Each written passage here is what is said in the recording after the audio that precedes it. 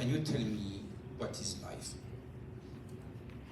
Don't be shy. I would like to have some sort of interaction with the students. There is no romance. Please don't be shy. What is life? Do you understand English language? Yeah. So what is life? The life of a butterfly, or the life of an elephant, or the life of a human being, or the life of a mosquito. What is that very life?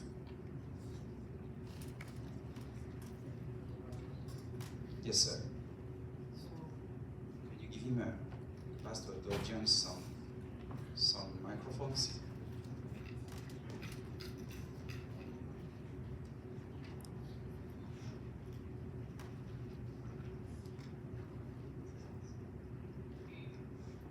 Hello. Okay. Hi. So, thank you for the question. So, in my opinion, life is basically, as they say, a journey, but it mainly consists of the actions of daily life You're that right. eventually proceeds to the cessation of it, which is considered death. Yes. It's very nice what you say, but I might not have been accurate enough in my question. That is, if you see, just now I was walking in the campus and I saw on the floor a little bird that was dead. And a little bird that is dead is not a little bird anymore. It is matter. So what is making it move? What makes a cell move? What is life? What is that mysterious force which transforms a body made of molecules, tissues and organs into someone that walks and speaks and breathes? And as you say, one day that thing goes and then goes back to matter, to be decomposed and recycled.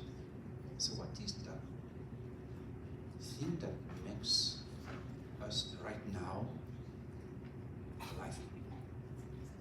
And no one knows. In science, there are many things we don't know. And we don't know this life. And life is a miracle. Every morning you wake up, have a bad day. My boss is bad, my friend bully me. My friend is stingy.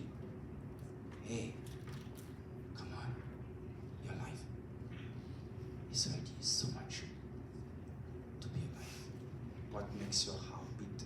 No one knows. Of course, in physiology we know about. But what is life? And that life is an enormous miracle. You can go now in hospitals, in pediatric wards, little kids of 7 with brain tumors, and they have nothing left, maybe a few days. So please value your life and the life of any living creature, because that life is sacred. Okay. So we try to keep alive, but I don't want to break your joy. You are both lucky and both very unlucky. Lucky because you have been blessed to serve as medical doctors, which is the most with nurses, and most beautiful job in the world, yet a very difficult job. But the unlucky point, which is also the challenge, is that the world as we know is finishing.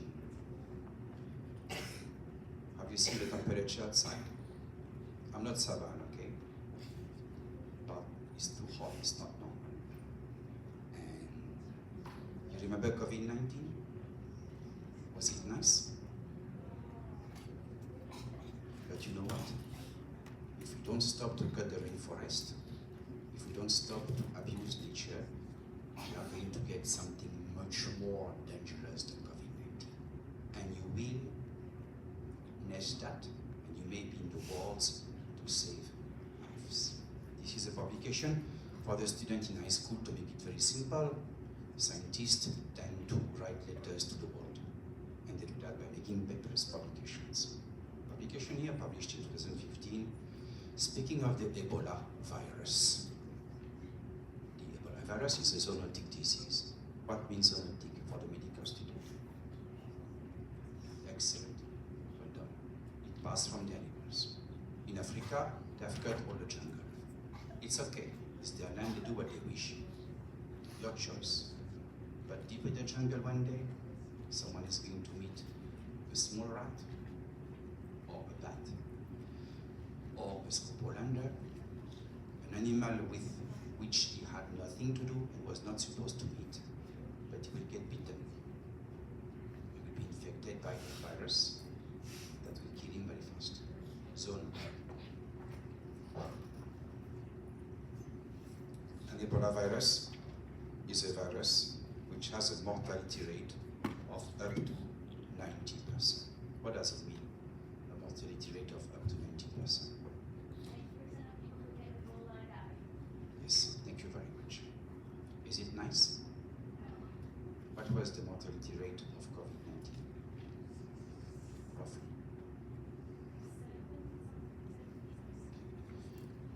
So COVID-19 is gone, but what is coming to us if we don't stop cutting the rainforest and abusing nature? This is coming. And as medical doctors, you will have the chance to be there to save lives, but you will be unlucky to witness the end of our civilization.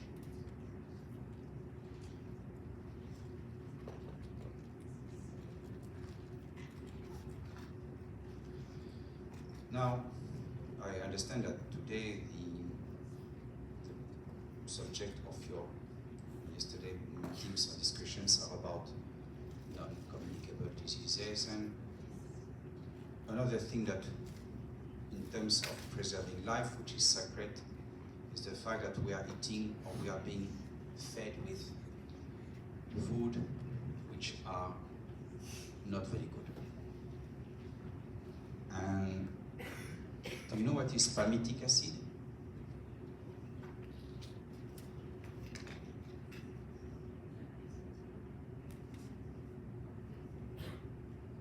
Okay, it's fine. Okay. So put it in simple words is that when you speak to your grandma and you tell her what was your diet when you were 17, your grandma now is 85. She say I was eating what? Rice and perhaps some traditional dishes, right? But it was not an industrial food yet. Have you been to petrol station sometime? Of course. But did you look into the food given in petrol station? All of this, I will not give name of brands, I don't want to get trouble. Okay? But the food that you are being given is not good at all, to be polite. And it's killing you. How many of our friends have succumbed to diabetes, to high blood pressure? So, palmitic acid is actually one of the main constituents of palm oil. And when you look into your food, it's full of palm oil, right? And for the students in medicine who have a background in physiology and molecular biology, palmitic acid is going to inhibit the insulin receptors.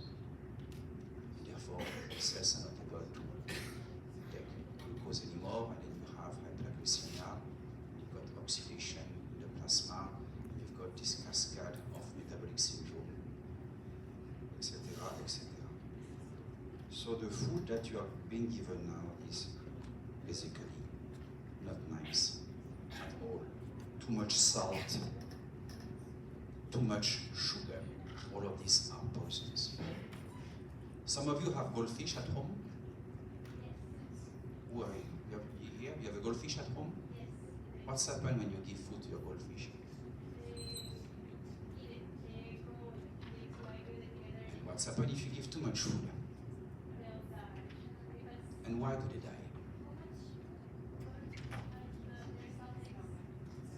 But do they have an intelligence? Do they have wisdom? But we have wisdom, right? So why are we eating like goldfish? So it is important for human beings to to be able to control your appetites and to withstand, this type of things. So you have a wisdom, you have intelligence, you need to apply it. Right? Now you've got also sugar, dangerous preservatives, and colorings, and pesticides, vegetable oils. This is an industrial food. This is not a traditional Malaysian food.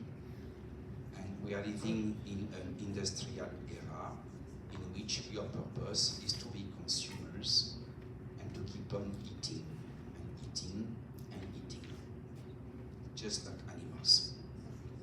Okay, so it's time perhaps for you to wake up and to take care of your body and to choose your food carefully. All right? In Sabah, I am aware that you've got some foods which are traditional and which are very good for health. And we'll go back into that later.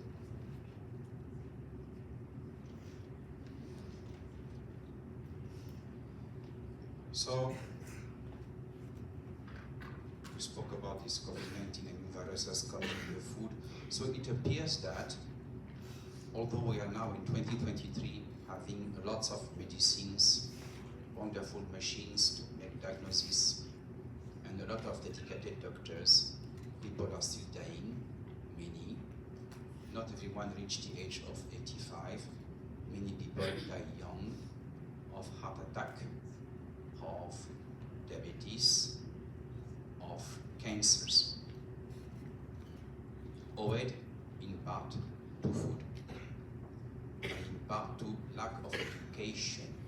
Just now I heard a debate between students speaking about should we sue parents for,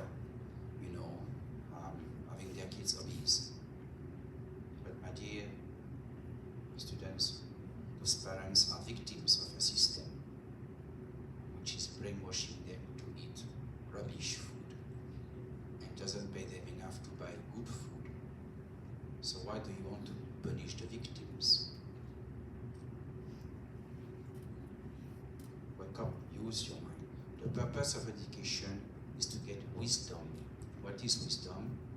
Use your own thought. Do not allow anyone to think for you. Experiment and read and make your own thought. We have the right to not be always together agreeing. And you know how we learn? By speaking to others, by defending our points, and then we agree. So speaking about this COVID-19 viruses coming and all of this problem with toxic foods, and it seems perhaps that the wonderful drugs that we have today are not completely working. I am here today, this morning, to, in this lecture, speak about three things which are to introduce the subject of medicinal plants, and I will have for that to give you a class of history. Do you know when was the Roman Empire? Can you give me the date? When is the fall of the Roman Empire?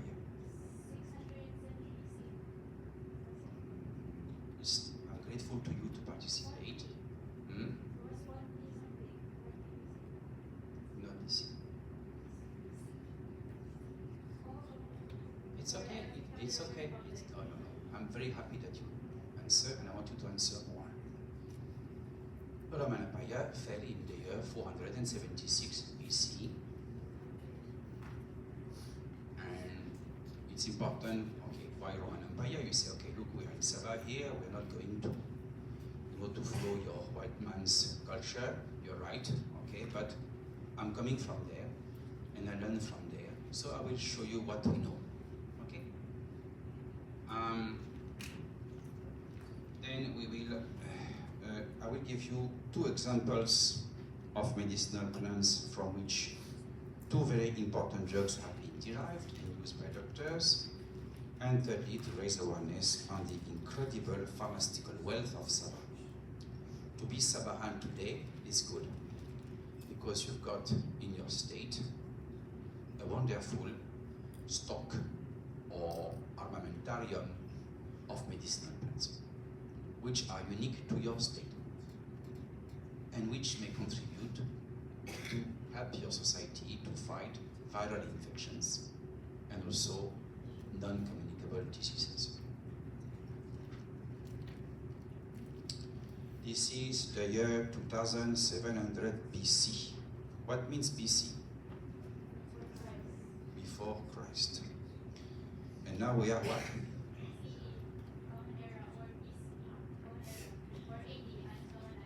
Very good. Very good. Please do medicine. Or pharmacy.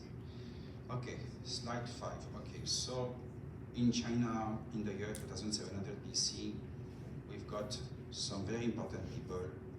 For instance, the emperor of that time, Shen-Nun. I'm not sure if Shen-Nun was really living, is perhaps a myth. When you look at his pictures, they make it like some sort of monsters with horns, okay? I don't know. But written evidence are the Shen-Nun Pensao Jing, written at that time, which is one of the first written pharmacopoeia. A pharmacopoeia is a book of medicinal plants available on the globe. And in the 16th century AD, we've got another book written by Li Shisheng called Pensao Kong, in which you have, for instance, ginseng. Right? A bit of history, just for you to refresh. You have history class in school? Yes. Okay. Sushruta, 800 BC, another extremely important master and forefather of medicine. Even though you don't have any interest in plants, I'm glad to give you some knowledge as medical doctors to know the history of your art. Sushruta was, some people are saying that he was perhaps some sort of even deity, I don't know, or holy man. And Sushruta wrote a book called Sushruta Samhita, which describes about 700 plants, of which turmeric. Okay. You know about turmeric, right? Is it good to take turmeric? Always good? Sorry? Very good. It's poor. What happens if you take too much curcuma?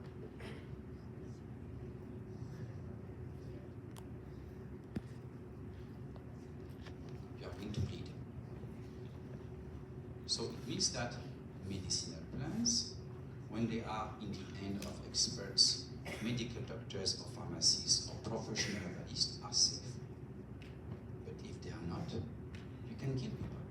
So some people say, oh, it's okay, it's natural, I can take it, no problem. No, no magic. Ignorance kills. So, by the way, Malaysia and Sabah were under the rule of Indo kings for thousands of years. So you've got your Petaling Jaya and Maha, which are Sanskrit words. You may have yourself even Indian ancestors, which is brilliant. Now we go back to Greece. 400 BC, you got here a statue of a very important man. His name is Hippocrates, who is the author of a book called Corpus Hippocraticum. And this, in this wonderful book, Hippocrates describes some medicinal plants. You've got here, I don't know if there is a pointer, you can see here, this book. I read many of these books in Latin, okay? This book was published in the year 1500 and I think 75 or yes. So this, by the end of the Middle Age in Europe, you had the advent of printing. And at that time, a lot of books were printed, of which Hippocrates books, and Hippocrates says, primum non nocere. What does it mean? Anyone study Latin here? Okay. So I beg you please, if you have free time at home, instead of playing video games or listening to the latest news about famous singers which have lost their cats, which is absolute rubbish, okay? Just try to learn a little bit of Latin, because in science, everything is Latin or Greek. Okay? If you want to be a good doctor, you need knowledge. And knowledge will make you humble. Okay? Corpus Hippocraticum, he also writes, so primum non nocere means first, excellent. And it's true, when you're a doctor, you have a patient, it's better not to give a medicine than to give the wrong medicine. So you don't add pain or extra morbidity to its state. He's also the author of Corpus Hippocraticum, really, and in Europe we have for medical doctors Hippocratic oath. I don't know if you have this in Malaysia. Okay, so please always be loyal to your oath. Another very important man in the history of medicinal plants is Dioscorides. He was a medical doctor of the Roman Emperor Nero.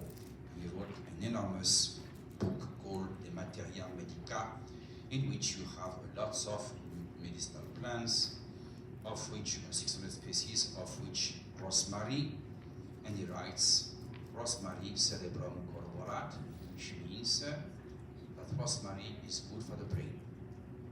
And you will notice that it is true when you add a bit of rosemary in your diet. If you have grandmother, grandpapa, which start to show weakness in their memory, which is normal, add a little bit, sometimes of rosemary in your diet.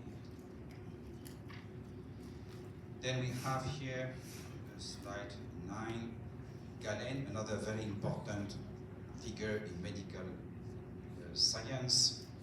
He wrote De Alimentorium, this is Galen, I may have, yes, De Alimentorium Facultatibus, okay, which means the faculty of the food, in which he says that phenol is diuretic, and a diuretic substance will, in theory, reduce your volume of water in your cardiovascular system and have for effect to lower your blood pressure. Then we have next, in the 10th century, I feel a bit hot, there's no air conditioning here. So will you allow me to open my shirt? Because I come from a cold country. Avicenna, also known as Ibn Sina, 10th century, a Persian physician, has written an enormous book called Medicorum Principis, or Canon of Medicine, in which he speaks about liver element balm for anxiety and depression, and also pomegranate as a diuretic. You see, nowadays there is, for political reason, some sort of hatred between the Arabic world and the Occidental world. But in fact, there is no reason to fight one another. And in the Middle Age, they were working together for the good of people. And the teaching of Avicenna were actually given in the schools of pharmacy in France and in the UK and in all Europe, in the Middle Ages. We've got in the 10th century this book, the School of Salerne, which has produced a book called Regimen Sanitatis Salinitanum. It was basically a school of medicine comprising some European doctors and Arabic doctors, and they hold, for instance, a plant called sage, in high esteem, and they say, "Cur moriatur homo qui salvia crescit in orto." I will have to ventilate myself because I'm sweating. Okay. Now, here we have in the 16th century Germany this gentleman, which is Leonhard Fuchs. He was professor of medicine in Tübingen, and also he was a botanist. Okay. And he wrote a very beautiful book called De Historia Stirpium Commentarii Insignis, where he speaks about foxgloves.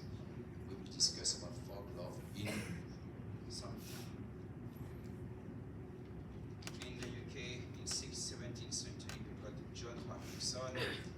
As you this drawing here, and he was actually author of Theatrum Botanicum, and in his book he speaks about blackcurrant to promote appetite and quench thirst.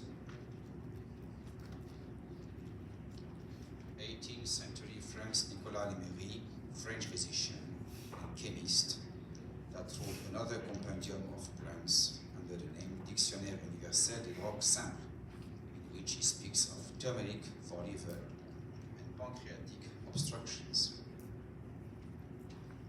In the 18th century, we've got Charleston, professor of Materia Medica at the University of Edinburgh, author of lectures on the Materia Medica containing a natural history of drugs, and he speaks of milk thistles. So I'm giving you here a list of some of the forefathers of medicine. In the French 19th century, we've got Nicolas Jean-Baptiste Gaston-Libourg, professor of pharmaceutical natural history at the École of Pharmacie of Paris, wrote in the year 1836 Histoire abrégée des drogues simples, and he speaks of garlic as an antiseptic. Now to go back into the two very examples that I would like to give it to you, okay? We'll speak first about poppy, the poppy plant, okay? So it was used 15th century BC in Egypt, ancient Egypt, right? The ancient Egyptian world was extremely wise. And the antique world and the past, we tend now to be very arrogant and say, oh, we are modern people and we are now, the gods of the world and we know everything. No, this is not true. Our peers and our fathers are more knowledge and wisdom than we have. We have become arrogant. And arrogance is a sign of stupidity. Okay? So they knew about opium and more than us. And we have found some fragments of poppy, in some archaeological sites in Egypt. We also have in 1550 BC some papyrus. You know what is papyrus for those school students? What is a papyrus in your history class?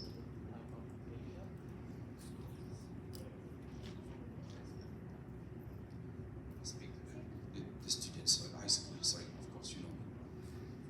So high school, what is a papyrus? A type of paper. Yeah, thank you very much. That's nice. Some top of paper that were made with some leaves, okay? And they used to, to write on that. Thank you very much, okay? So you've got here a papyrus, and you've got here some coins dating from Roman and Greek time. Now let us have a look into why opium is actually able to save people from the intense pain caused by terminal cancers. So again, if you don't take care of your health well, if you eat junk food, if you smoke, and if you take this horrible, now you have something called VAPS, right? Are you aware that this is pure poison going to your lungs? This is actually the best way to get lung cancer. And many young people get lung cancer. So maybe some of you one day become ministers of education and start to make laws to protect your citizens against this poison. So final cancer, the pains are extremely intense, and there is one substance which is given to those patients and they are happy and they die happily because morphine will make them feel better. Of course, you will try to save them always. Do never practice abortion because it is a crime unless it is therapeutic. And do not switch off machines of your patients when they are terminally ill. You have no right to kill. If you kill or if you abort, you're not a doctor, you're a criminal. This is the Hippocratic oath. But you do what you wish. It's your conscience, and your decision. But if I were a doctor, I could not be a doctor. I decided to be a pharmacist because I would be crying with the patients and the families on the bedside. I'm not strong enough for that. But please, abortion is crime unless the baby or the mother is in danger. And euthanasia is also crime. Thou shalt not kill. Remember. Please. So morphine is, you can see here, I asked the students from school, what is that? That little drawing here with the colors. Have you got class in chemistry? Molecular structure. Yes, Karen, yes. It is a Molecular structure. brilliant. Tell me more. There is no wrong answer. What is wrong is to keep quiet. Shows what Could you please give him a microphone?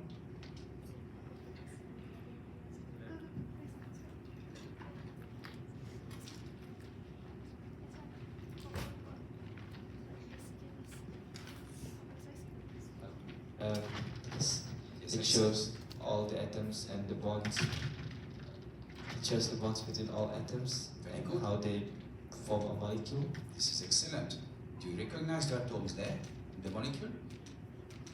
Can you give the name of some atoms on the molecule you can see behind? Um, hydrogen, oxygen, nitrogen, carbon. Brilliant. That's very nice. And that, thank you very much. Can you tell me what type of compound is that? A covalent compound. What? A covalent compound. This is correct, but something else. Is it organic or inorganic? Organic. Is it an alkaloid? Excuse me? Is it an alkaloid? You don't know yet. I don't know what it is. Okay, you will learn that later. It is an alkaloid. So that substance is injected in the patients, it goes in the bloodstream, and is going to bind some receptors in the brain and stop the messaging of pain. It's not coming from the brain of an organic chemist. It doesn't come from artificial intelligence. It comes from nature. And it's unique. And you know what, Poppy? It is a medicinal plant. So this is one example to show you that medicinal plants are actually mothers of drugs. And in Sabah, you know what? You've got almost more than 500 medicinal plants in your state. So please stop being shy of coming from a village or coming from a forest or having farmers as parents. Be proud, because it is from there that the drugs will be discovered. Be proud of your culture. As Sabaan, you are Murut, or you are Dusun, or Kadazan, or Lundaye, or Sungai. This is very precious. There is no culture above another one. All cultures must respect each other. Harmony. So in that case, morphine was used by Egyptians, etc. And you've got here the three-dimensional structure of that molecule. And here you've got a very nice lady from Burma, which is collecting the latex from opium. Okay. Now, of course, opium is subject to an enormous international, criminal traffic, because some people make heroin, drug addiction. Right? This structure was identified by a German pharmacist, Serturner, in 1870. But in Sabah, right now, in some of your villages, where you've got the chicken which are running, and a place that no one dares to see, there is one plant that could be containing a substance that would save millions of lives in the future. I'm not speaking nonsense. I have written, by the grace of the Creator, 14 books on that. The books are published in the US. I work every day 9 hours of study. There is no holiday. When you're academic, it is everyday work. No TV. I don't look at TV, it makes people so down. No radio. It extracts your knowledge. Just in the silence of my desk and reading. To extract knowledge and share it to the world. Another plant is foxglove. Foxglove. Love is another plant growing in the UK. You have the photo on the bottom right, and the story said that a physician from the UK, Dr. Withering, in the year 1775, has observed that some midwives were using decoctions of leaves of this plant to treat heart problem, and this intelligent man alerted the British Medical Society, and thanks to his observation, you've got now a beautiful molecule which is called digitalin on the left, and that one is used for what, medical students? It's okay if you don't know, it's fine. Bradycardia, heartbeat which is lower than supposed to be, heart failure. I could be wrong. I'm always going to the library, you know. So if you see something wrong, say, Doctor, we are in the library, you speak nonsense, I will show you are wrong. And I will be humble and say, okay, it's fine, and I correct myself. No one has the absolute authority to say I'm right always. It is an abuse, it is tyranny. No one is right. Okay. So this is the second example. Now you will tell me, okay, it's fine, but you know, you always speak about the white man and his stories, but what about me, my country?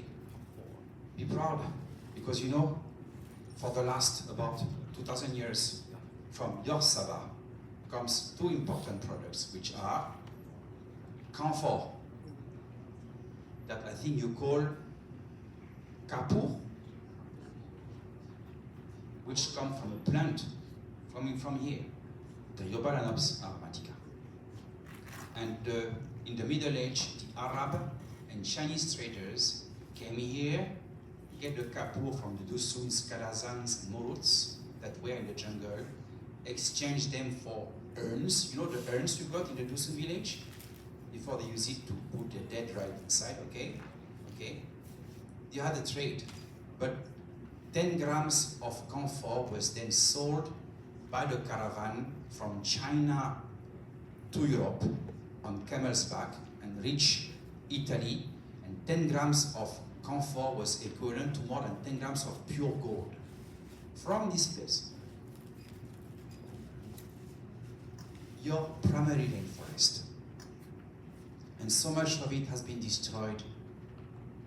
And I'm no one to judge, I'm just a foreigner.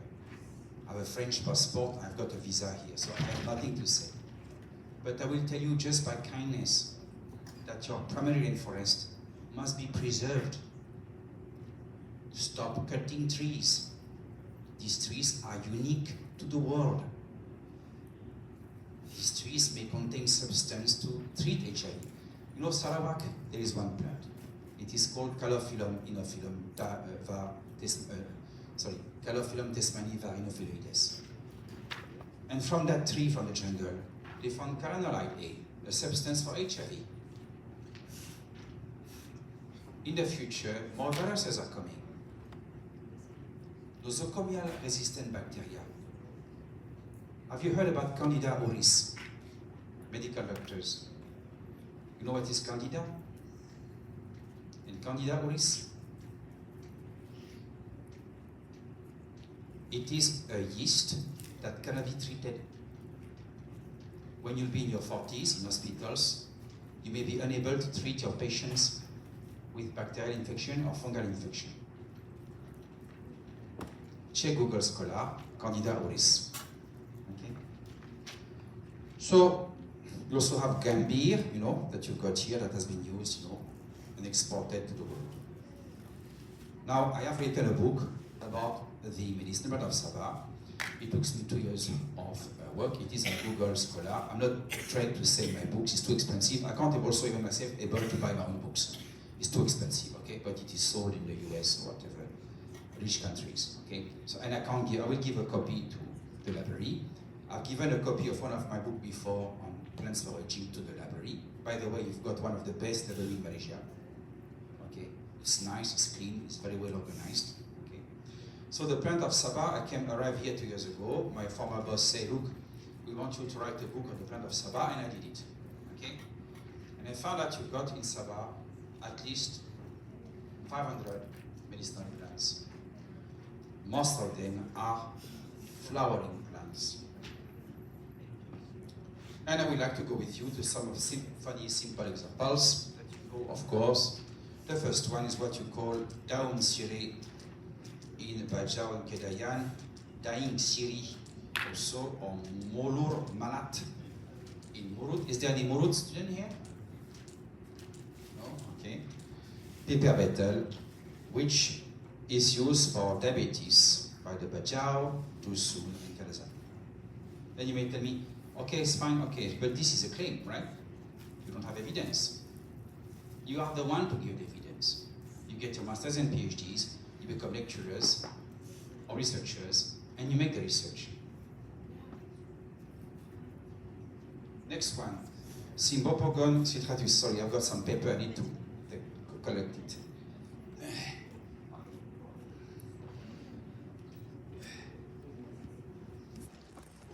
You've got here this plant called serai. Do you know that? I'm sure that you eat a lot, right, at home? It's nice, right?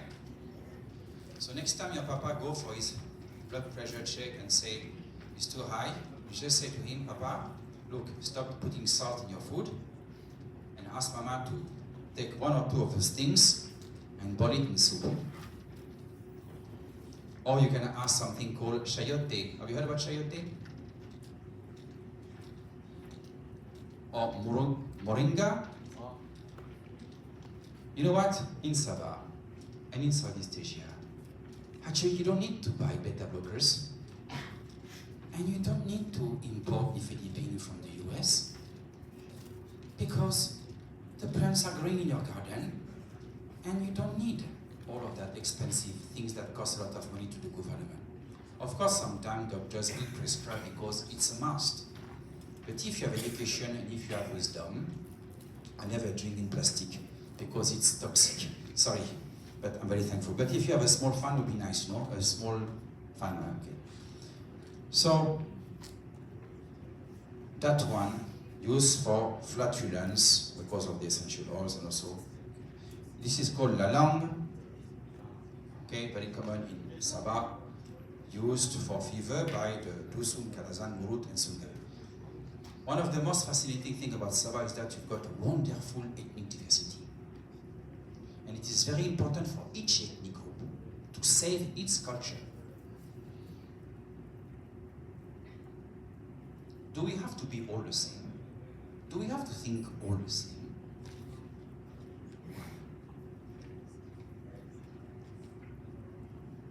Yes? Can you give him a microphone, please? Okay.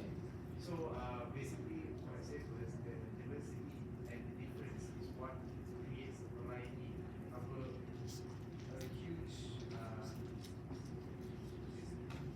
huge area for a disease or a condition. So rather than dividing and separating and keeping it to themselves, I would suggest that everyone share. Yes, brilliant point. You're right. Making it all the same. Yes, Make it everyone discuss it together and apply it. yes, wonderful. You know, some people tend to say, a surgeon will say, today I have saved the patient from death and I make a great surgery, I'm the best in the world. But that is not wisdom. You have to congratulate his wife because in the morning she ironed his shirt and she prepared eggs and rice. You have to congratulate the janitors which have washed the operation room. You have to congratulate the nurses. No one can claim a Nobel Prize. Whatever comes out is the sum of the work of many people. We live in a society where people will tell you, you're not good enough, you are useless, you screw up, you're a failure. This is rubbish. No one is a failure. By being alive, and no matter how small is your contribution, you are already a great success. A janitor is a very respectable person, as much as a great boss. All of us have, in this world, a very important task to do. Now we've got other plants, Philanthus tivoris, growing in the campus. I can show you this later, used for hypertension. Nipon in Dusun, Dukunganak in Bajau and Kedayan, Karika papaya, known as Tepayas Dusun or Betik in Bajau, Kedayan. Root, I could be wrong, okay, with the pronunciation, used for hypertension by a lot of, ethnic groups. The way medicine is being taught to you today is made in such a way that you don't have any class on medicinal plants. Do you have class on medicinal plants in your medical? Oh, how many years?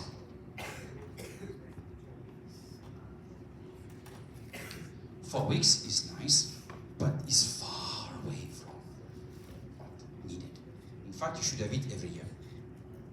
And at the end of your graduation, you should have an oral examination and a viva to be able to, because when you go to your clinics, you are going to meet some people say, I'm taking this herb. And then you will say to her, but if you don't know, but if you know, stop it. Okay, one example. Is it nice to take beta blockers?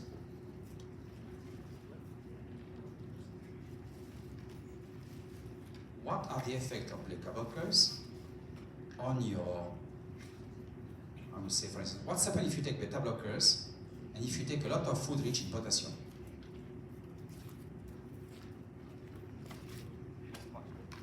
Give me the name of I'm sorry for the high school, maybe not, but do you know some plants or vegetables which are full of potassium? K+. Yes, bananas, thank you. Brilliant.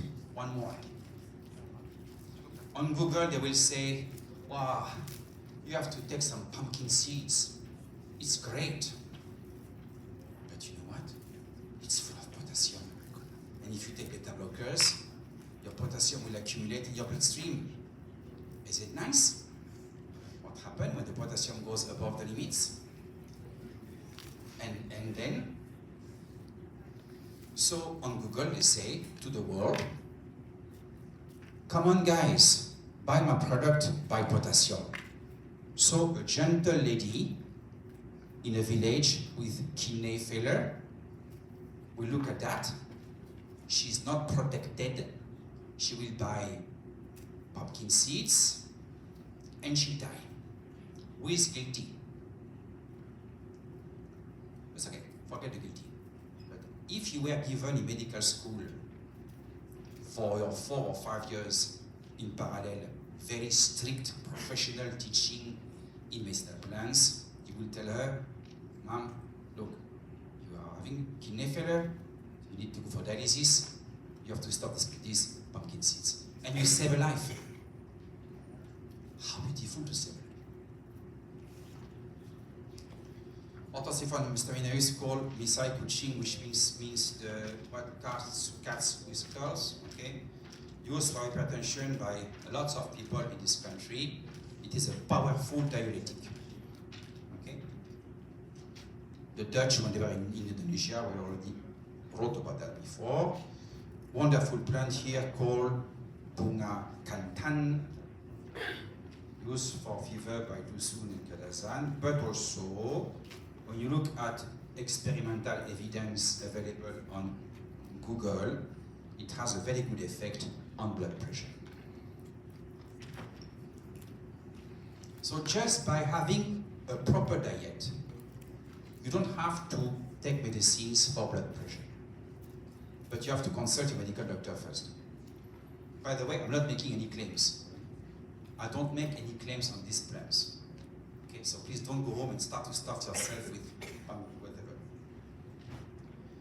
That one is called Sambawang. We published about it. Okay, and this is falls into nutrition.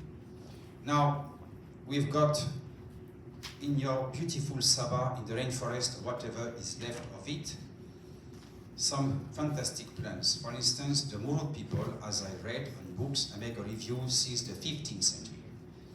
The Murut people are talented to make broken dart poisons. Is that correct? You know this long tube and they will blow some air to shoot the monkeys, whatever. And you've got here the photo of Mr. Witty was an engineer from Hungary, and this man died heroically at the end of the 19th century under Murut blood dart poison. And the plant from which was extracted the poison is probably this Eusideroxylon zwadiri in the Lauraceae family. These poisons normally contain substances which are able to relax the skeletal muscle. Is it important in therapeutic? Now the question I ask you, my dear students, is that why are you not studying your plants?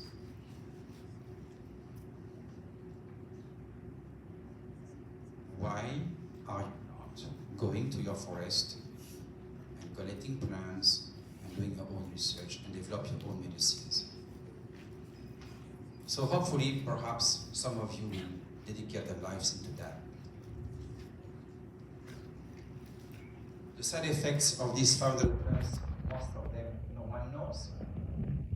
Let's have some fun and look into some plants which are poisonous and you might not know about that.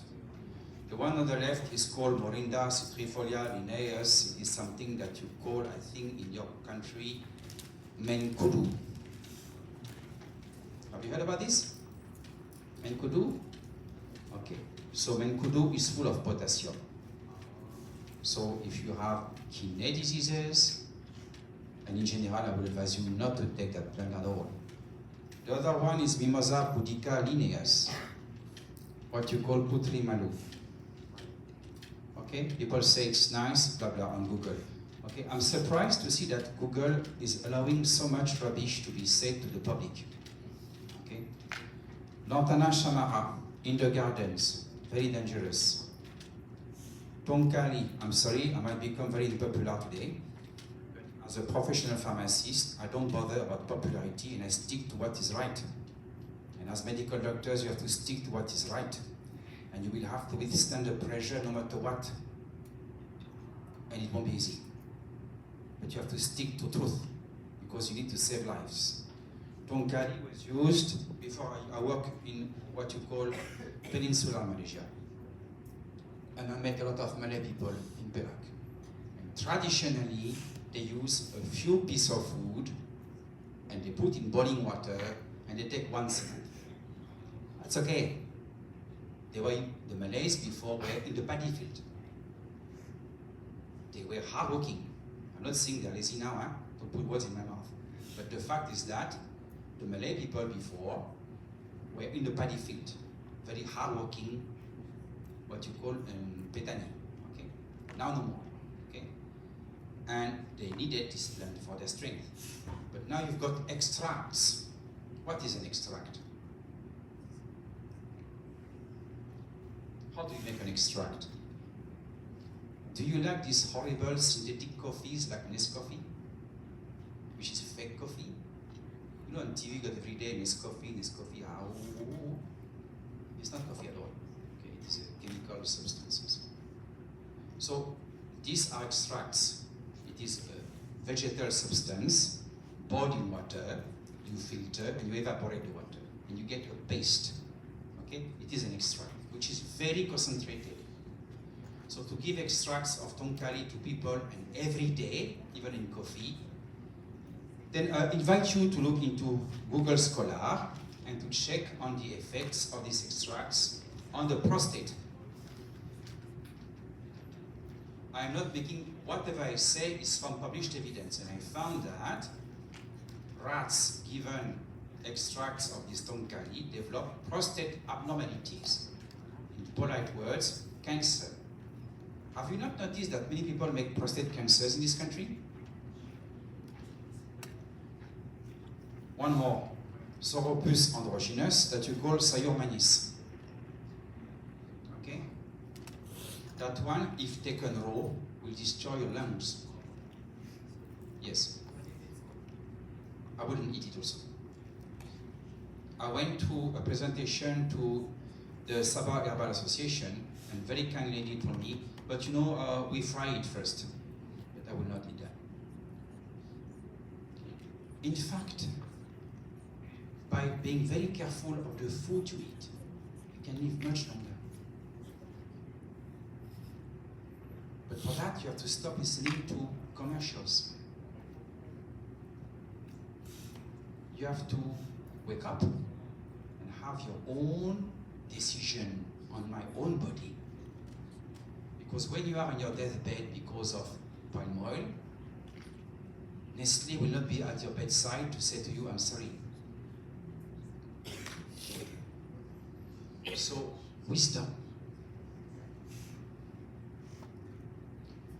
Now, you see, all of this portion of the cake here represents the percentage of medicinal plants in Sabah which have not been touched by any scientist.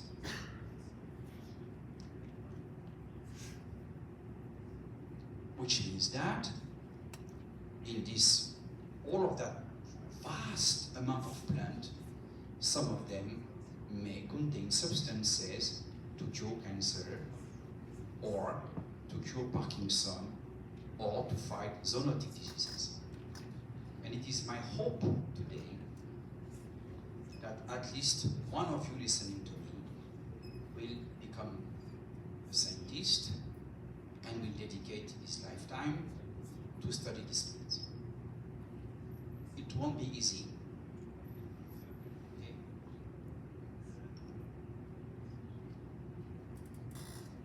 Now let us have, I hope I'm not too late, Margaret? I'm okay? Let us have a few quotes. Yes, sir. Speaking about Sabah plants, it's well ginger, or we call it ketu. How is it good for the health? Could you give me the Latin name, please? Etlangera? Okay.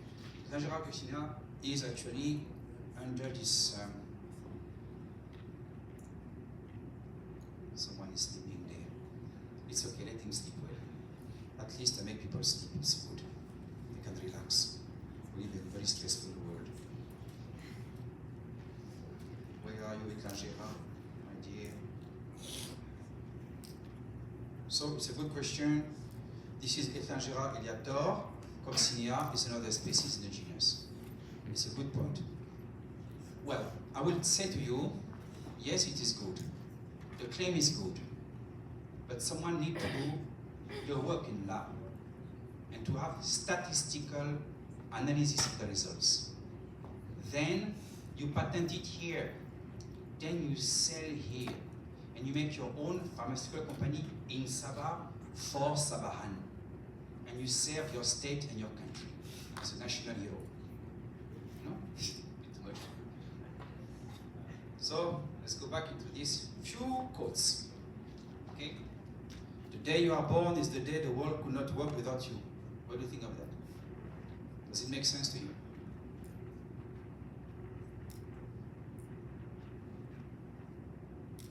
So next time you are in your bedroom and you cry because your friend laughs at you and say, you're like that, you're useless, or you feel small because the society we're living here is making its best to make you have self-confidence, which is on purpose, and it's not correct, it's a lie, actually. Next time you say to yourself, I screw up my life, you are listening to something that is not wise. Because each of you, for being alive and being today in this room, are actually achieving enormous things to the world. There is no small task. A janitor, you know these ladies we see in the campus that are greeted with respect every day, are enormously useful to human society. All of us, there is no higher achiever and lower achiever. Even to pick a leaf from the floor, to help someone, to be there for others. This is the only reason why you are in this world. No one is useless on the TV will say, oh, this guy, this one is a stupid person, this one. No, all of you are equally important in the scene of the world. And no one has the right to say you're not good, you are stupid, you are lazy. No, it's rubbish. Don't listen to that. Second quote, and for for medical doctors, what a wonderful life that is to be there for your patients. The purpose of life is not to be happy. You agree with that? Why? What means to be happy actually? On TV they say, buy my product, buy my handphone, give me your money. You'll be happy. Are you happy with the handphone? How long are you happy with the handphone? Are you laughing continuously for 6 months with your new handphone? No.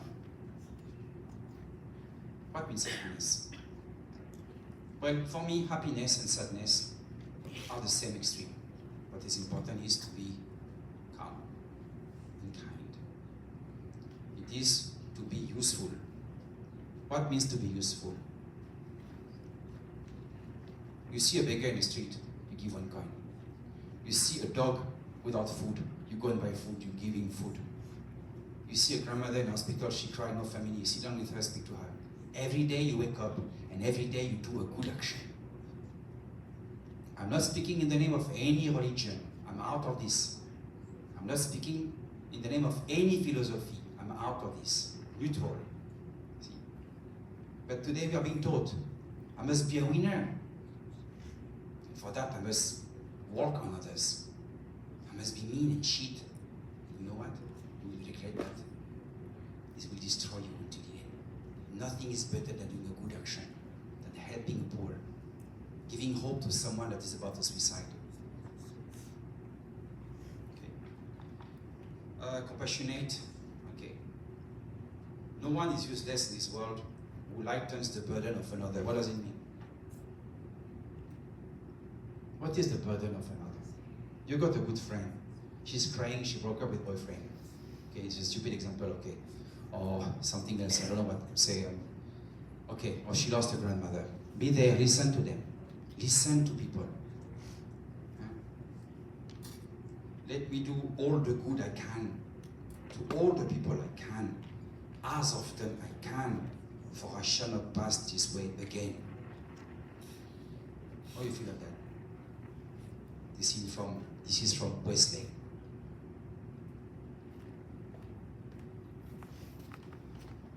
One must work, I have done what I could. Master. You will notice that nowadays many people talk big. Blah blah blah blah blah blah blah blah blah blah blah blah blah blah blah blah. How many hours they spend in the library? In silence, reading a book. How many hours they spend in a laboratory doing experiments, working, but you must enjoy working. When I was a young man in France, since Napoleon Bonaparte, the pharmacy system is very tough. You have 700 students in the theater. They will take 10%. There was no Google at the time. I had a pile of papers and tool here of notes. On the day of my exam, I wake up at 4 o'clock in the morning and recite all my notes. I'm not posting. But you know what? I enjoy working. Reading books. Do you read books sometimes? Love them. Treat them with respect. Enjoy knowledge. Working. Beautiful, right?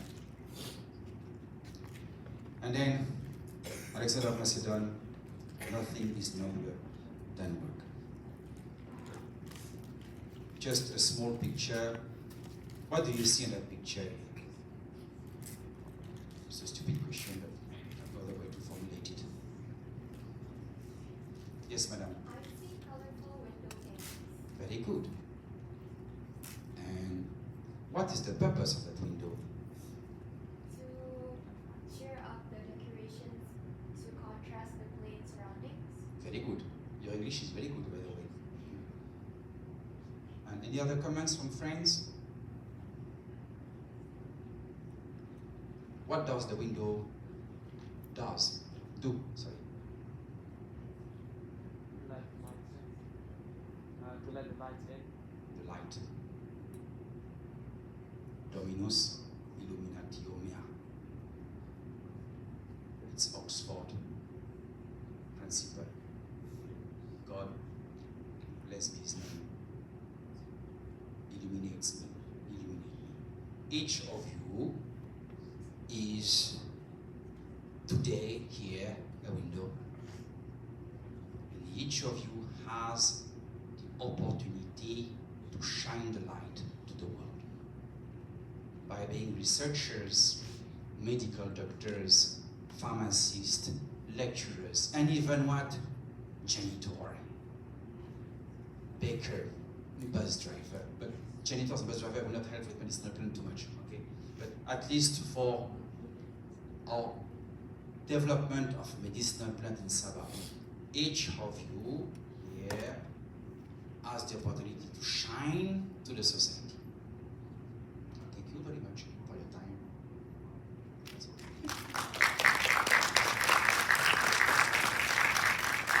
Thank you very much.